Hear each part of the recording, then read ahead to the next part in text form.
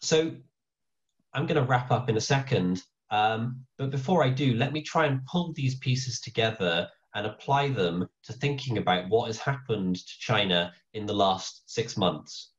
Now, COVID-19 is, of course, a human tragedy. It is also an economic and financial stress test for the world and for China. In the last few months, income for the biggest borrowers in China's economy, state-owned enterprises, real estate developers, local governments, has all contracted. If there was a moment where the Chinese bubble was going to pop, it would be now.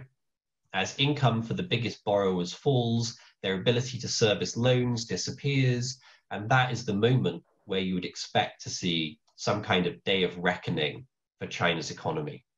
And of course, that is not what has happened.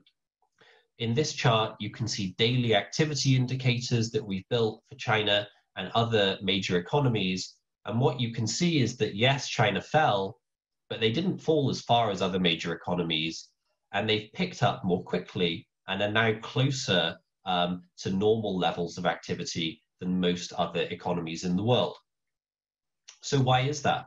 Why didn't we see a financial crisis? Why has China's downturn been shallower and its recovery quicker than other economies? Well, this brings me back to some of those unrecognized sources of strength in China's economy. China's banks, because they are well funded, can afford to give forbearance to companies. They can say, yes, we know you can't pay us back this quarter, that's fine, you pay us back next quarter or maybe even next year. China's leaders, because they can pull the lever of the state-owned enterprises, have a powerful counter-cyclical instrument.